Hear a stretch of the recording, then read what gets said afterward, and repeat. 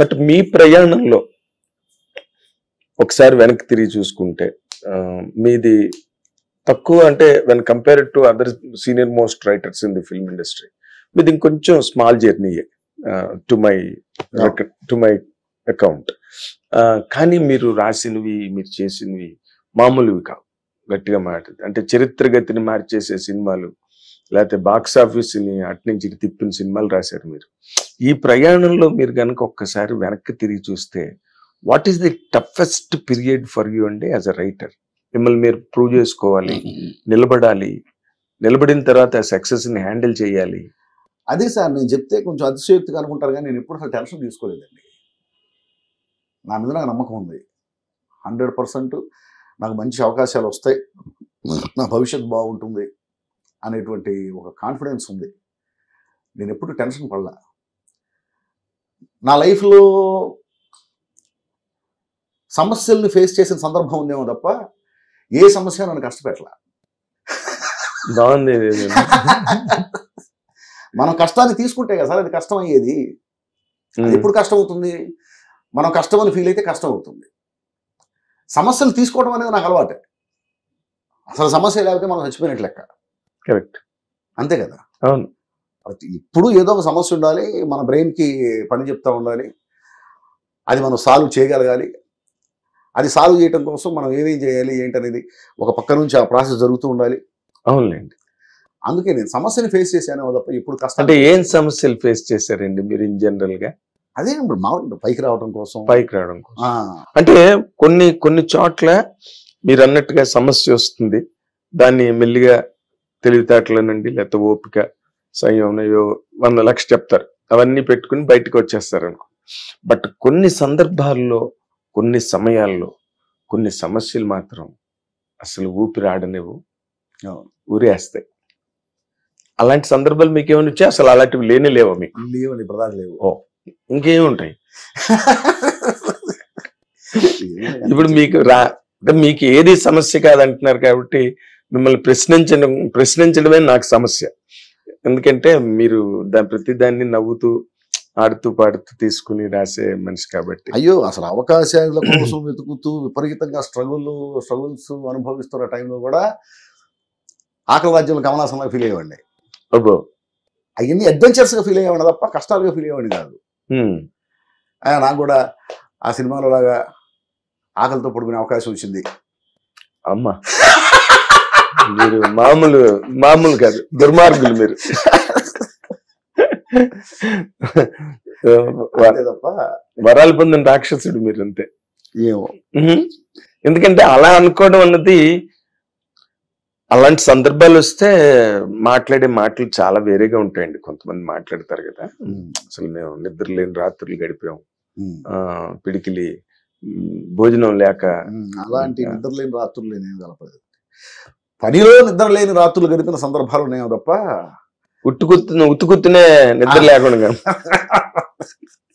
అవి ఎప్పుడు లేదు. అంటే పని నెత్తి మీదకి ఎక్కి నిద్రపోలేకపోవడం, ఆ పని ఎక్కువ ఉండి మనకి వర్క్ అర్జెన్సీ ఉందనుకోండి, ఎట్లా నిద్ర పట్టుద్ది అసలు?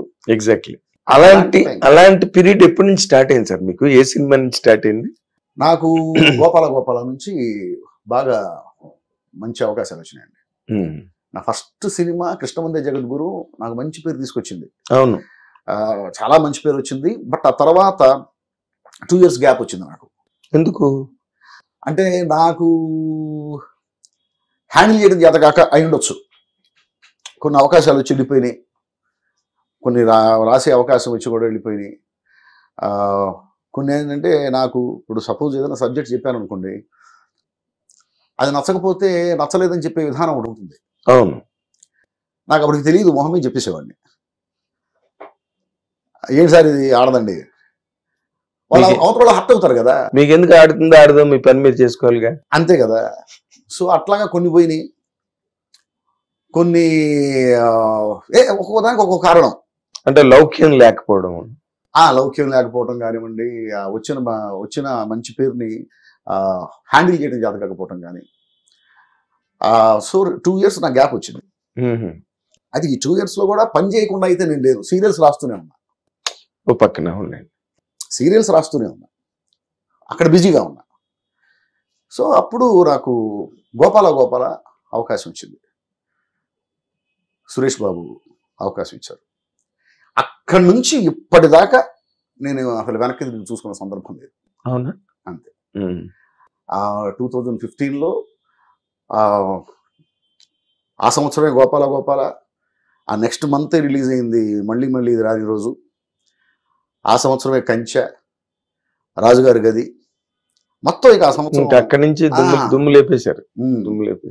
ఇప్పుడు మీరు ఆ 2 years కొన్ని అవకాశాలు వదిలేశారు కదా, మీరు వదిలేసిన అవకాశాలు పెద్ద హిట్లు అయిన సినిమాలు ఏమైనా ఉన్నాయి sir?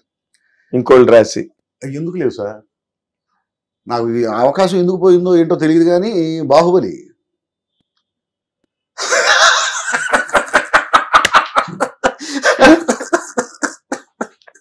What are you talking sir?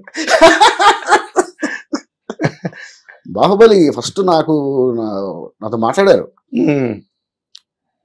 అయితే ఆ తర్వాత మరి ఎందుకు నాకు పిలవాల ఏమి అంటే బాగోలేదని చెప్పారా ఏంటి? కథ విని బాగోలేదని చెప్పారు. ఇందాక మీరు అన్నారు. అయ్యే అద్భుతమైన కథ, అద్భుతమైన కథ. అసలు ఎవరు చెప్పారు మీకు? రాజమౌళి గారే, విజేంద్ర ప్రసాద్? రాజమౌళి గారే చెప్పారు. విజేంద్ర ప్రసాద్ గారు చెప్పలా? ఓకే, రాజమౌళి గారే చెప్పారు. రాజమౌళి గారు చెప్పారు. ఆ తర్వాత విజేంద్ర ప్రసాద్ గారితో కూడా కూర్చున్నాను. నాకు అద్భుతమైన అవకాశం వచ్చింది. ఇంకేముంది, అసలు ఫస్ట్ కృష్ణముందే జగద్గురు రాసిన వెంటనే ఇంత అద్భుతమైన అవకాశం వచ్చింది అనుకున్నాను, కానీ ఎందుకో తెలియదు ఆ సినిమా రాయలేకపోయాను. ఆ తర్వాత 6 రాజమౌళి గారే పిలిచి ఈ సినిమాకి రాయండి. కానీ మీరు మళ్ళీ ఫోన్ చేసి గట్ట ఏం అడగలేదండి? అదేంటండి నాకు మళ్ళీ ఫోన్ చేయలేదు ఏంటి అని? లేదు, అని ఎందుకు పిలవలేదో మరి అట్లా. పెద్ద బాంబు పేల్చారు మీరు. ఏదో మామూలు సినిమా కాకపోతే చెప్పడం. రుద్రమదేవి కూడా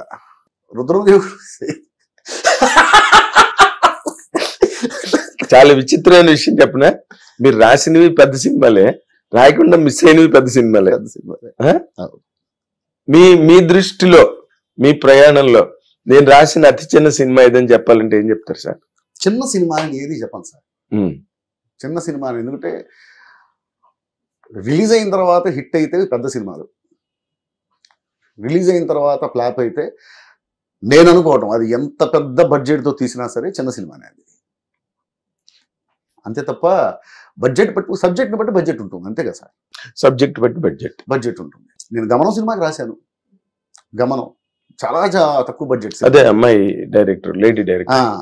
అలాగే ఆకాశవాణి సినిమా రాశాను, చాలా తక్కువ బడ్జెట్లో చేసిన సినిమాని. అంత మాత్రం వాటిని చిన్న సినిమాలు, చిన్న బడ్జెట్ సినిమాలు కావచ్చు, చిన్న సినిమాలు కాదు.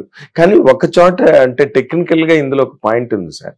ఏంటంటే ఇప్పుడు మీరు ఒక రేంజ్ కి రైటర్ గా వచ్చిన తర్వాత మీ పారితోషికాలు, మీ ఫీజులు అన్ని వేరే రేంజ్ లో ఉంటాయి. బట్ ఈ గమనాలు, ఆకాశవాణులు, ఆకాశ రామన్నలు రాయాలంటే మీరు 100% you must reduce your fees and attend 100%. ఇప్పుడు మంచి సబ్జెక్టు, వాళ్ళు లాభాల కోసం సినిమా తీస్తున్నారని నేను అనుకోలేదు. ఇప్పుడు ఆ కథ చెప్పినప్పుడే, గమనం సినిమా కథ చెప్పినప్పుడే మనకు అనిపిస్తుంది ఏమని, ఇది వీళ్ళు సూపర్ డూపర్ హిట్ అయిపోద్ది, రికార్డులు పగిలిపోతాయి, లేకపోతే కోట్లు వచ్చేస్తాయి అనే మైండ్ సెట్తో అయితే అసలు ఆ కథ తీరు. కరెక్ట్. ఒక మంచి సినిమాతో మనం మార్కెట్లోకి వెళ్ళాలి, ఒక మంచి సినిమాని, ఒక కొత్త సినిమాని మనం జనానికి చూపించాలి, డబ్బులు వచ్చినా రాకపోయినా పర్వాలేదు అని వాళ్ళకు ప్రయోగం చేస్తున్నారు.